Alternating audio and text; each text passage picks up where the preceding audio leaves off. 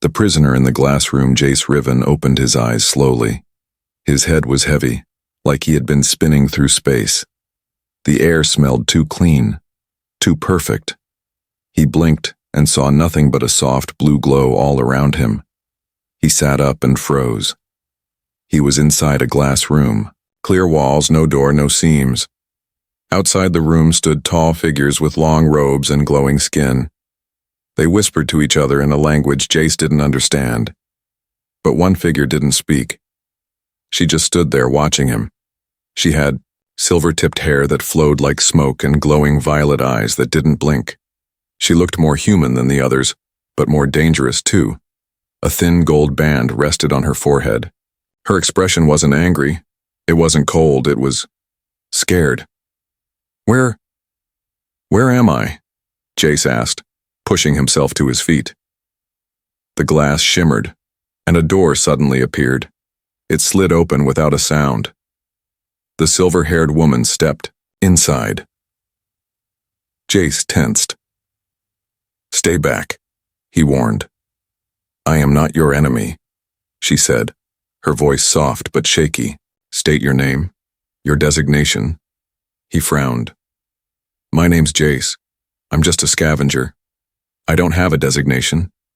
She narrowed her eyes. "You were found near the Imperial core. That region is forbidden to outsiders. Punishment is death." Jace's heart pounded. "I wasn't stealing. I was salvaging an old beacon. I didn't even know I crossed any line." She looked away, as if struggling with something. "The council will not care. They want you gone." He stepped forward. "Then why didn't you kill me?" She hesitated. "Because I need you." Jace blinked. "What?" She took a breath. "My name is Thal'Aira. I am the High Princess of the Valenth Empire. My people expect me to bond with a warrior from a bloodline of conquerors, one who would chain me, take my power, and rule through me." Jace stared, confused. "Okay, and what does that have to do with me?" Thal'Aira's voice dropped to a whisper. "I can't let that happen. The council has given me only one way out. I must choose a mate. Someone unexpected. Someone they would never see coming." She looked into his eyes. "I choose you." Jace's mouth fell open. "What?" The door slid shut behind her. "I know this is sudden," she said, stepping closer. "But if I don't bond with someone before the solstice moon, the council will force me into a pact I cannot escape." Jace laughed, nervous. "You want me to pretend to be your boyfriend to trick an alien empire?" Her face turned red, a soft, glowing blush. "This is not a game. The mate bond is sacred. If I lie, it will be known. If I choose wrong, I lose everything." He backed away. "Lady, I fix broken ships. I sleep in a cargo pod and eat protein bars. I'm not prince material." "You are human," she said. "Your kind is rare here. You are not tied to our politics, our blood feuds, or our rules. That makes you valuable." Jace shook his head. "I don't even know you." "And I do not know you," she admitted. "But I've seen what your kind can do. You survive. You adapt. You protect what matters." He crossed his arms. "Why would I help you?" She looked at him, eyes full of something strange, something deep. "Because if you don't, they'll kill you." Silence. Jace looked at the glowing walls, the alien guards, the strange stars beyond the curved windows. He didn't have a ship anymore. He didn't have a way out. He didn't even know where he was in the galaxy. "You said this bond, it has rules?" he asked. Thal'Aira nodded. "Yes, the ritual is real. Once we form the connection, your mind and mine will link. You'll feel things I feel. I will feel your pain, your fear, even your love." Jace laughed again, but softer this time. "This is insane. And yet it is the only way," she said. He looked at her. For someone who ruled an empire, she looked trapped. Not in a cell, but in a golden cage of tradition and fear. Her voice was trembling. Her hands were still. She wasn't pretending. Jace sighed. If I say yes, what happens next? Her eyes lit up. We begin the rite, but you must say the words with truth. And if I say no? She looked down. Then you will be handed to the council, and I will be sold. For a long time, Jace said nothing, then he looked her in the eye. I don't like being forced, but I hate bullies even more. He held out his hand. All right, princess. Let's crash this empire's plan together. Thalira stared at his hand, then slowly placed hers in it. Her fingers were warm. Her voice shook again as she whispered, Thank you, Jace of Earth. Chosen by royal blood, the throne chamber of the Valenth Empire was a place built to inspire awe and fear. Everything gleamed. Walls carved from silverstone, beams pulsing with ancient power, and a high ceiling that shimmered like a frozen galaxy. Thousands gathered in silence, packed shoulder to shoulder. The royal council stood in a semicircle, each dressed in the war-colored robes of their house. No one smiled. No one breathed. And in the center, standing straight with her silver-tipped hair flowing over her shoulders, was Thalira. Jace stood behind her, dressed in strange ceremonial armor that didn't quite fit. The collar scratched his neck, and the chest plate made it hard to breathe. He was used to grease-stained jumpsuits, not golden robes, and the eyes of 1,000 aliens judging him like a virus in the bloodstream. He wanted to run, but it was too late for that. Thalira stepped forward. I invoke my royal right, she said clearly, her voice calm but loud enough to shake the chamber. By blood and by flame, I declare my chosen mate. There was a ripple through the crowd. Whispers, like wind in a forest. The High Chancellor narrowed her pale eyes. Speak the name, she said coldly. Thalira turned and pointed directly at Jace. Him, she said. Jace Riven of Earth. The chamber exploded. Gasps, screams. One councilman slammed his fist against the wall. A human? This is a joke, another one shouted. It is an insult to the right, to our ancestors. Blades were drawn. Ornamental at first, but the threat behind them was very real. A royal guard stepped forward, weapon glowing red, ready to shield the princess from her own people. Jace barely had time to react before Thalira raised her hand. Enough, she shouted. The sound of her voice hit like thunder. The weapons lowered, but the anger remained, simmering under the surface like molten fire. The High Chancellor stepped forward, eyes narrowed like a knife's edge. Explain this madness. Thalira faced her without blinking. The council has pressured me to bond with Warlord Krishik, a man whose hands are stained with the blood of 12 worlds, a brute who wants only power and sees me as a tool. You dishonor him, the Chancellor replied. I do not dishonor, Thalira snapped. I choose survival. I choose freedom. And by law, I am permitted to select a mate without consent, provided I complete the bond before the solstice moon. You all agreed to that law, but a human, the Chancellor said with disgust. Barely a sentient species in the eyes of the Empire. Jace spoke before he could stop himself. Yeah, well, thanks for the warm welcome. The room turned toward him. 1,000 alien, eyes sharp and silent. Jace coughed. I mean, I didn't ask for this either. Thalira gave him a quick sideways glance, not angry but amused. Somehow that small look gave him the strength to keep standing. He is unbound by our bloodlines, she said. Uncorrupted by our politics. And in his mind there are no chains. Only ideas. The Chancellor scoffed. You speak as if his mind is worth knowing. Then test him, Thalira said simply.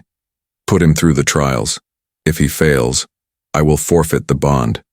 But if he survives, then even you must obey the law. Murmurs broke out. A trial? For a human? Jace turned to Thalira as the crowd argued around them. Trials? What kind of trials? She didn't meet his eyes. They will test your mind, your courage, your loyalty, and your soul. Well, that's not terrifying at all, he muttered. That night, Thalira led him through the palace. Gardens. Flowers glowed like stars. Strange birds with translucent wings whispered secrets as they flew past. She stopped at a small marble bench and sat, her hands clasped in her lap.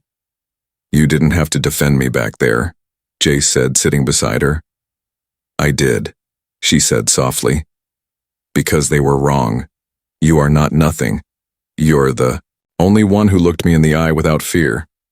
The only one who said no when everyone else says yes to power." He looked at her, really looked. The way her shoulders drooped when no one was watching. The way her eyes softened when she thought no one cared. She wasn't just a princess. She was someone carrying a galaxy on her back. "You're still planning to break the bond when all this is over, aren't you?" he asked suddenly. Thalira froze. "I overheard you. Talking with one of your council. You said the bond would only be temporary." She didn't answer right away. Then she looked up at the stars. "I didn't plan for you to matter," she said. "I just needed someone to stop the marriage. Someone to give me a chance to fight. I didn't expect—" She stopped herself. "Didn't expect what?" "That I'd dream your dreams," she whispered. "That your pain would wake me in the night. That I'd start to feel connected." Jace didn't know what to say. Finally, he spoke. "Then let's make this real, or at least real enough." Her head turned. "You'll stay? I've come this far. Might as well see how deep the hole goes." She smiled for the first time.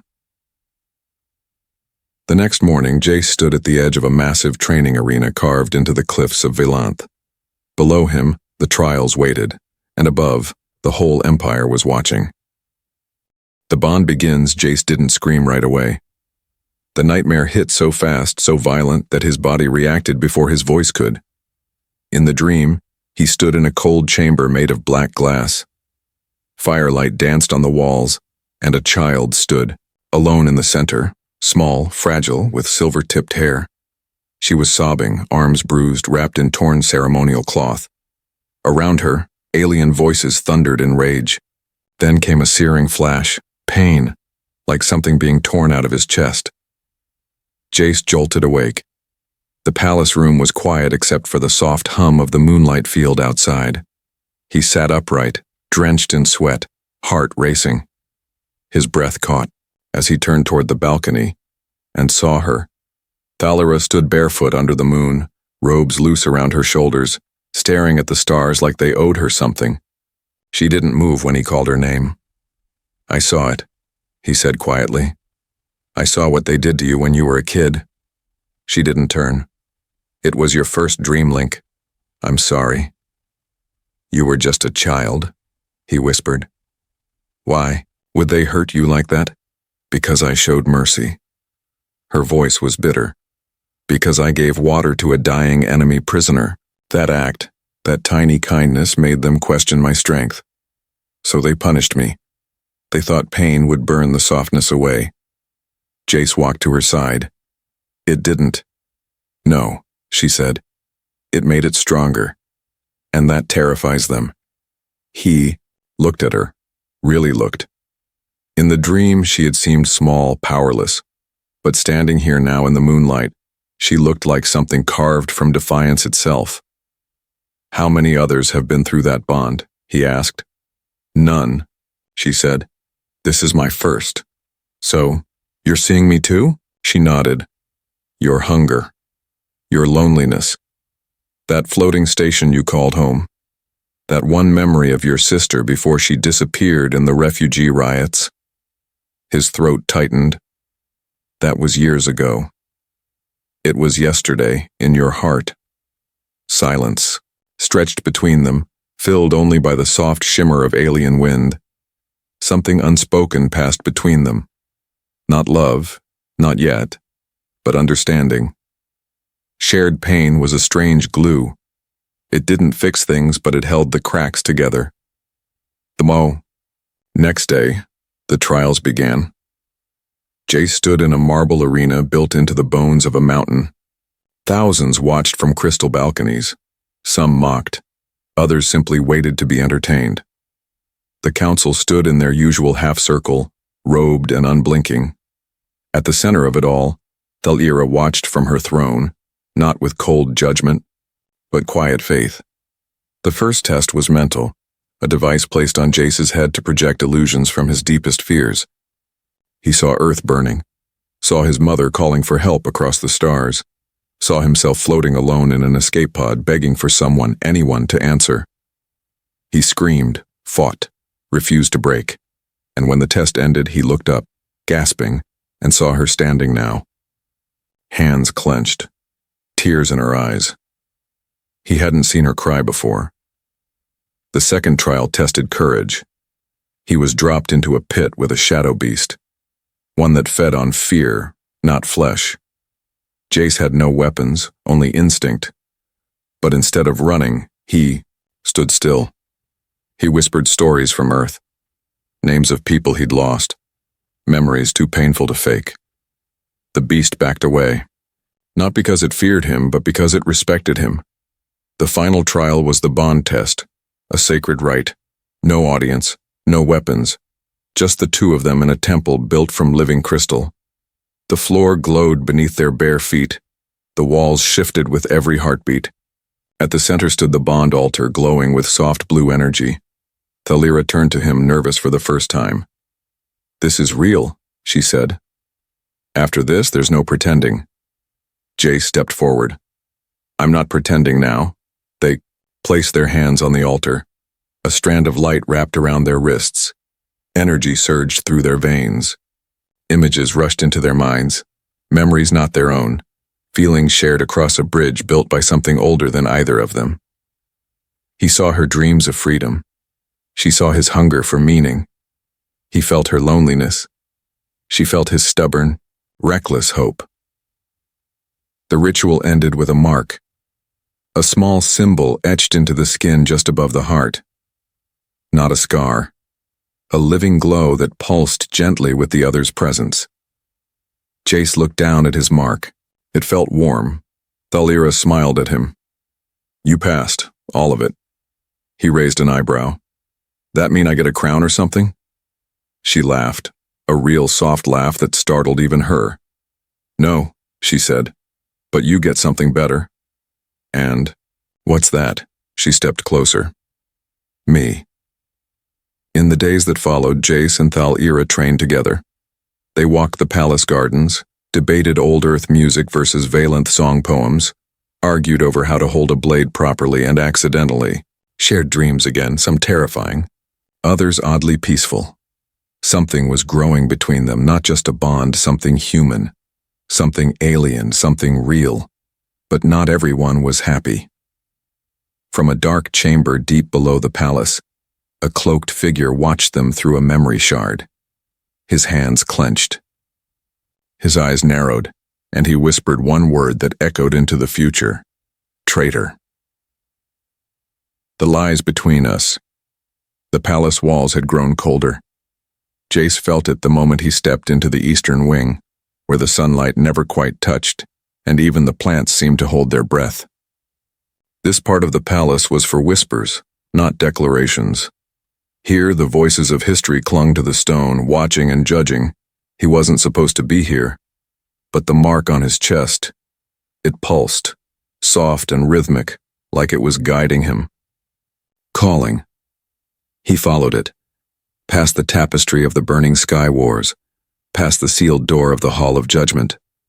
Then he heard them, two voices behind an archway veiled by silver mist. One belonged to Thalira. The other belonged to someone Jace didn't know. "She believes you're beginning to care for him," the stranger said. "I care that he's keeping me alive," Thalira answered, her voice tight. "Nothing more." Jace froze. "Once the solstice passes, the bond will be dissolved," she continued. "He'll go back to whatever lonely scrap ship he came from. I will have saved my empire, that is all that matters." Jace didn't hear anything else. He turned and walked away, fast and silent. When he reached his room, he didn't sit down. He didn't sleep. He just stood there, staring at the wall, hands trembling. The link between them had faded after the ritual, by design, Thalira had told him. But now he wondered if that distance had been her way of shielding the truth. so that he wouldn't feel the lie until it was too late. The next day, the celebration of trials lit up the capital. Violent banners fluttered above the towers. Colored lights streamed across the sky. Crowds cheered and danced in the plazas.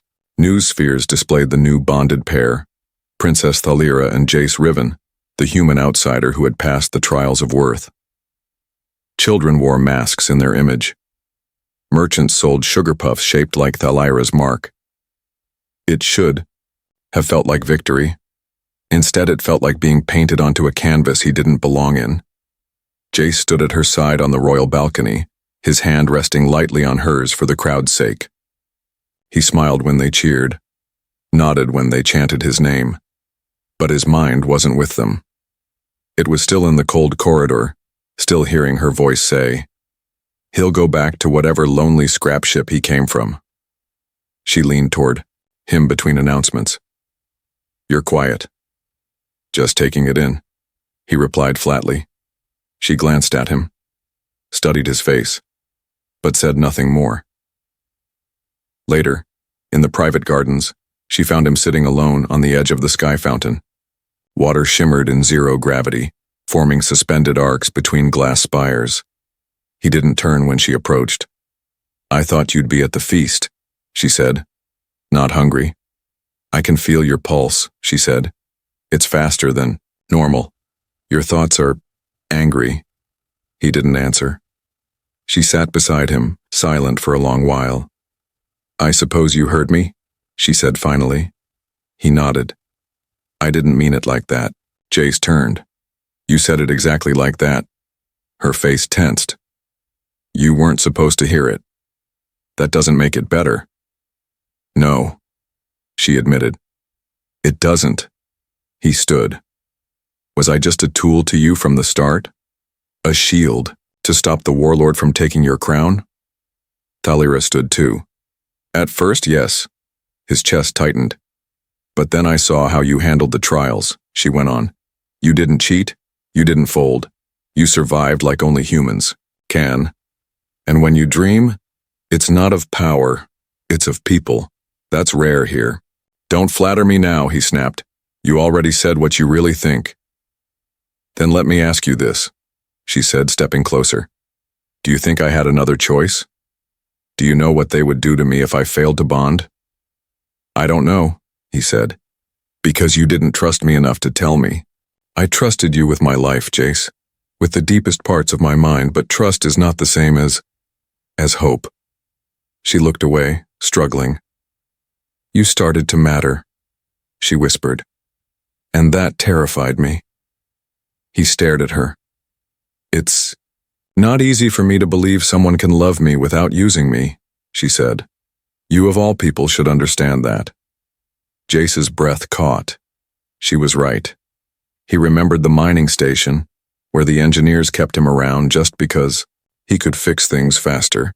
He remembered the captain who praised him, then left him behind when a better offer came. He remembered being useful but never valuable. And now maybe he'd done the same thing to her. The sky shifted above them, Valanth's moons moving into alignment. The solstice moon was rising. Thalira stepped closer. "I can't promise you forever, Jace, but I can promise I'm not lying now." He hesitated, then nodded slowly. "Then let's see what happens when the Empire's golden plan starts falling apart." At that moment, alarms echoed through the palace. An enemy fleet had arrived early. Not Warlord Krajik, not yet, but one of his vassals had broken the treaty line and jumped into Valanth airspace. "Looks like the storm's coming," Jace muttered. Thalira turned to him, her violet eyes glowing like flame. "Then we'll face it together, a human's reckless gamble." The sky had turned red over the Valanth capital, not from sunset but from fire. Dozens of enemy ships streaked through the upper atmosphere, leaving trails of smoke and plasma. Alarm sirens howled like dying animals, echoing through the crystal towers and silver corridors. Citizens ran for shelter, cloaks trailing behind them. Children clutched in trembling arms. The palace shields, once thought invincible, had already flickered twice. The enemy was not supposed to arrive for another 2 cycles. And yet, they had come early, hungry for blood and conquest. And they had come for her. Thalira stood in the Central Command Tower, surrounded by generals and officers. Her royal robes were gone, replaced with sleek battle armor etched in gold and violet. Her face was calm, but her fingers gripped the edge of the holotable like a lifeline. Fleet data flickered in the air around her, showing the slow collapse of Valenth's outer defenses. "We're losing," one commander said bluntly. "No," she replied, voice tight. "We're not adapting." "They're not here to fight fair," another general snapped. "They're here to destroy you and take the throne." Thalira's voice dropped cold. "Then let them try." From the back of the room, Jace stepped forward. He was dressed in a mismatched uniform, half Valenth, half scavenger gear. A borrowed weapon hung from his shoulder, and the mark on his chest glowed brighter than ever. "Let me go up there," he said.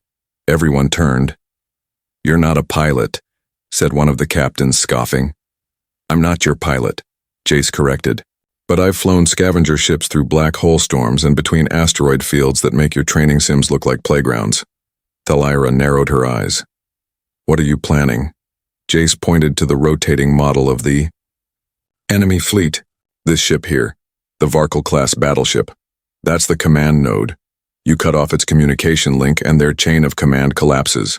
That gives us just enough time to hit their rear flank, but we have to move now."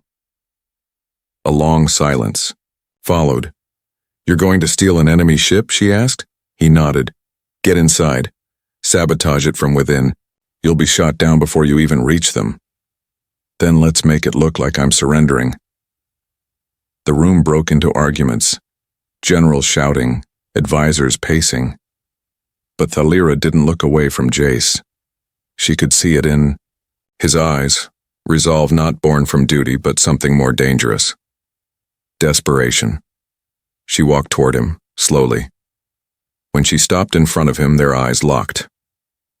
"You don't have to do this," she said. "Yeah, I do," Jace replied. "You once said humans survive. That's not quite right. We gamble. We bet everything on one shot. Sometimes we win, sometimes we don't. But when it counts, we roll the dice." Her voice lowered. "I'm afraid if I let you go, you won't come back." He gave her a sad smile. "Then you'll have to call me back." He turned to leave, but she reached out and grabbed his hand. "Jace." He stopped. Thalira's voice was barely a whisper. "Come back to me." He nodded once and then he was gone. The infiltration wasn't clean. It wasn't elegant. But it worked. The Valenth engineers rigged up a stolen warpod with stolen codes. The ship hurtled through the battlefield like a comet, twisting past enemy turrets and dodging fire. Jace's knuckles turned white on the controls, the old-style yoke vibrating so hard it nearly shattered his bones. But he made it through. He landed in the hangar bay of the enemy command ship, just long enough to jump out, place an energy dampener on the hull, and slide behind a bulkhead. The alien soldiers weren't ready for him. They expected warriors, with polished armor and scripted moves. Jace fought dirty, with makeshift traps, fast hands, and scavenger instincts. He ducked under blade swings, rewired security drones on the fly, and climbed through burning vents to reach the core chamber. Once inside, he planted the override device, a relic from the scavenger markets of your prime, illegal in 17. Systems and perfect for this kind of job. The moment he activated it, the command ship's lights flickered, chaos followed. Confused orders, misfiring weapons, broken link-ups. The enemy fleet drifted, blind and disoriented, and the Valenth defense line surged forward, crashing through like a wave of righteous fury. Jace grinned, then collapsed as a shockwave from the damaged core flung him across the chamber. The last thing he saw before darkness claimed him was a wall of smoke, and the violet glow of the bond mark on his chest. Back at the palace, Thalira stood motionless in front of the central console, hands shaking. "We've lost his signal," someone said quietly. She didn't speak. The battlefield had gone quiet. The enemy fleet was breaking apart. Victory was close, but her heart pounded, not with triumph but with fear. She rushed out of the tower, took a private flyer, ignored every order, every voice. She scanned the sky herself. Her mind reached through the fading link. Jace? Silence. Then, faint. Jace. He was alive. Barely. But the bond mark pulsed in rhythm with his heart. She found him. On the edge of a burning corridor, half-conscious, body bruised and covered in ash. Her hands trembled as she pulled him up, cradling his head. His eyes fluttered open. Told you, I gamble. She choked out a laugh and held him tighter. You idiot, she whispered. You wonderful, reckless idiot.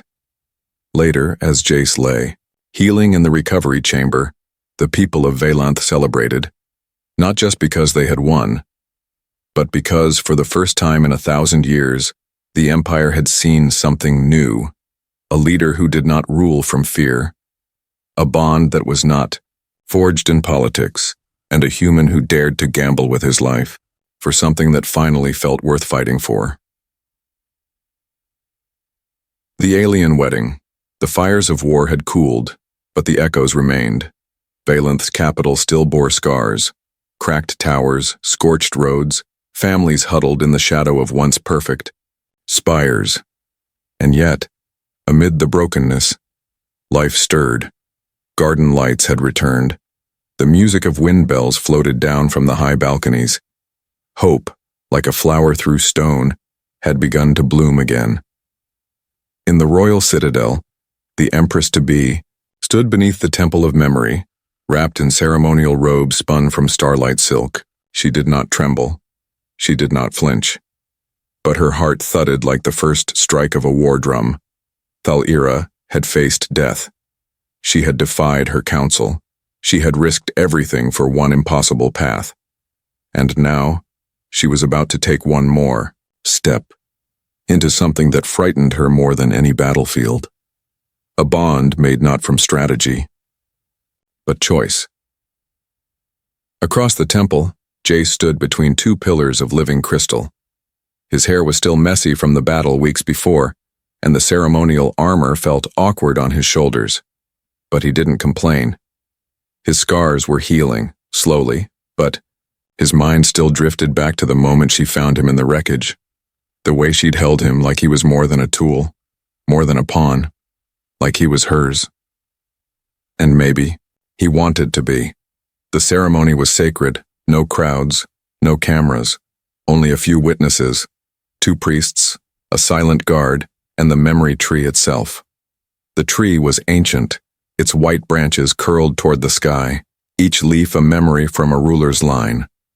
It had stood through 10 dynasties, rooted not in soil but in memory and spirit. To bond under it was not just tradition, it was forever. Jace and Thal'ira faced one another at the center platform. Between them floated a glowing sphere, softly pulsing like a heartbeat. The priest spoke in the old tongue, words so old even Thal'ira only half understood them. Then came the vow, not scripted, not rehearsed. A vow must be real, spoken from. The soul or the bond would not take. Thal'ira stepped forward first. I was born into chains, she began, voice soft. Chains of blood, duty, and fear. They told me to obey, to submit, that my only power was in being silent. She looked up at him, eyes glowing with something ancient. But then you came, loud, stubborn, messy, and everything they taught me cracked. You showed me that strength is not silence, that freedom is not weakness. You are chaos, Jace, and somehow you made me feel alive. She reached out and gently touched his chest. I choose you, not because I must, but because I want to. Jace didn't speak right away. He'd never been good at words. Most of his life, no one had asked him for them. But now, with her standing there, waiting, no armor, no titles, he found them. You know what I've been? He said. A shadow. A tool. A name in someone else's cargo list. People liked me because I fixed things, but no one ever saw me. He stepped closer.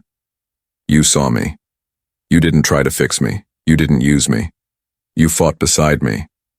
And, for the first time, I didn't feel like scrap. His voice cracked, just a little. I don't know what I can offer you, Thalira. I don't have a bloodline or an empire. But I've got this.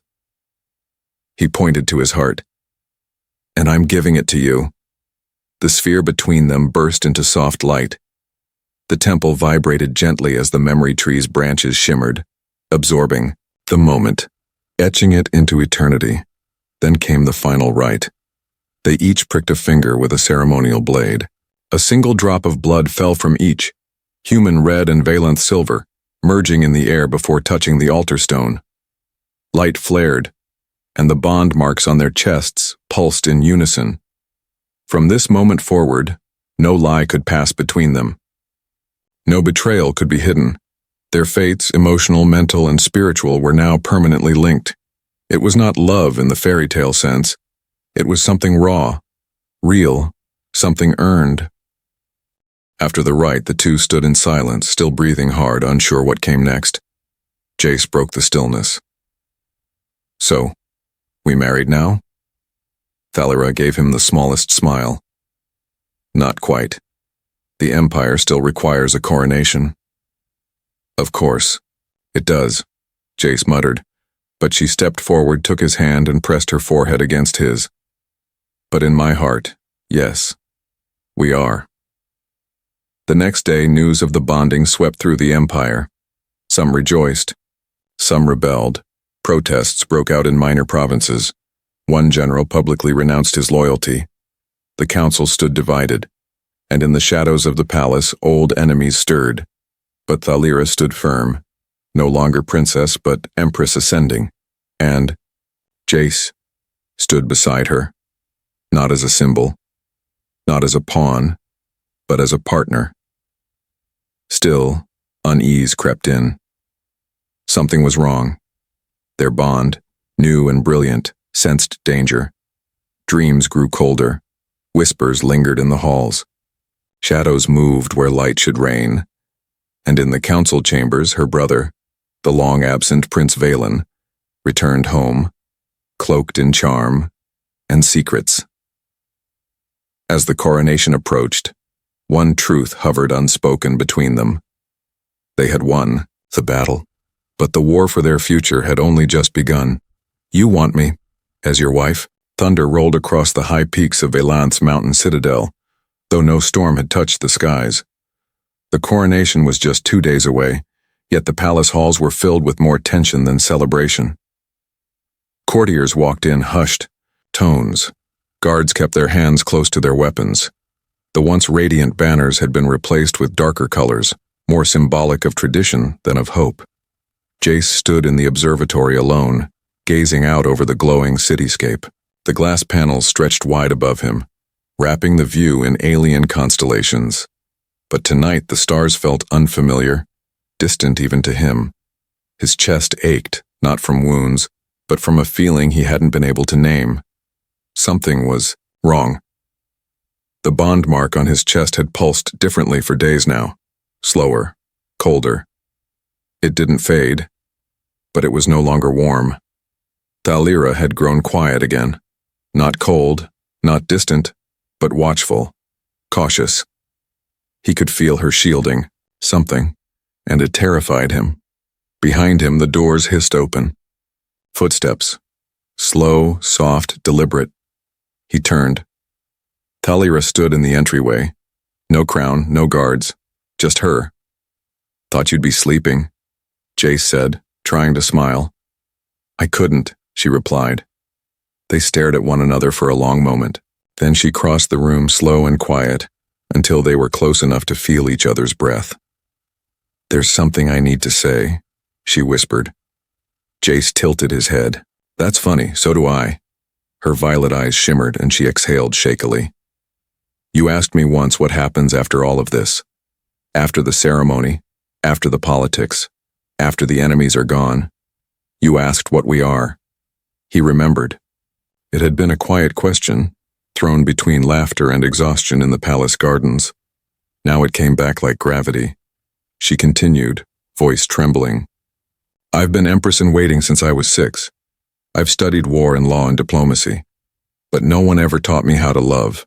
No one ever told me how to let someone in without giving up who I am. Jace didn't interrupt. I was prepared to fight for this throne, she said, but I wasn't prepared to feel this, to feel you. Her voice cracked. So I need to ask you something, and I need you to answer from your soul, Jace. He swallowed. His throat was dry. Okay. Thalira took his hand, her fingers trembling in his. You want me as your wife? Jace didn't speak for a full breath. Then, too, his heart pounded, not from fear, but from something deeper. She wasn't offering a crown. She was offering herself. With all her broken history, all her stubbornness, all her fire and flaws. And she was asking not as a queen, but as a woman who had never been allowed to be just that. He stepped forward and pressed his forehead to hers. Thalira, I've seen your nightmares. I've heard your doubts. I've felt every part of your soul. And I still wake up every morning hoping you'll look at me the way you did the first day we bonded. He paused, lifting her hands to his chest. So yeah, I want you. Not just as a queen. Not as a political move. Not as a symbol. I want you. With all your storms. She inhaled sharply. Her fingers gripped his. Then say it. He smiled softly. I want you. As my wife. The bond mark pulsed between them, flaring with a warmth they hadn't felt in days. And in that moment, something final locked into place. Not fate, but choice. But peace, as always, was short-lived. The very next morning, the palace erupted in alarms. One of the outer towers had been bombed. The archives set aflame. Guards reported sabotage from within. The enemy had found a way past defenses. It hadn't come from outside. It had come from the council itself. Prince Valen, Thalira's older brother, long thought to be wandering the distant colonies, returned in full regalia, smiling, bowing, offering peace and unity. But his forces moved like spiders in the dark, weaving a trap. His voice was honeyed in public and venomous in private. He claimed Thalira's bonding was a temporary fever, and her human consort a disgrace to the bloodline. He promised a return to purity, to strength, to the old ways, and he had allies. Some on the council, some in the shadows. Jace stood beside Thalira as the reports came in. Hidden camps forming, weapons stockpiled in forbidden sectors, rumors of a coup forming on the eve of her coronation. You should leave, she told him quietly one night. Take a ship, go somewhere they can't reach you. He shook his head. You don't get it. This mark on my chest isn't just yours, it's mine too. You're my family now, Thalira, and I don't run from family. She smiled through tears. Then let's show them what a human and a traitor princess can do.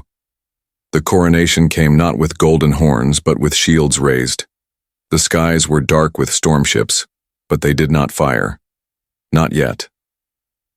Inside the coronation chamber, Thalira stood tall, dressed in black and gold, not as a symbol of war, but of unity through defiance. Jace stood behind her, armed, not for show, but because he was ready to fight if he had to. Before the throne, Prince Valen stepped forward. He smiled. Sister, you don't have to go through with this. She stared him down. I already have. Theo. Coronation crystal pulsed. Light poured over her form. The tree of memory flared behind them. And before the people, the empire, and the stars, Thalira was crowned Empress. Jace reached for her hand, and she took it. Publicly, proudly, fiercely. The crowd was still, and then like the slow rise of a second sun, they began to cheer.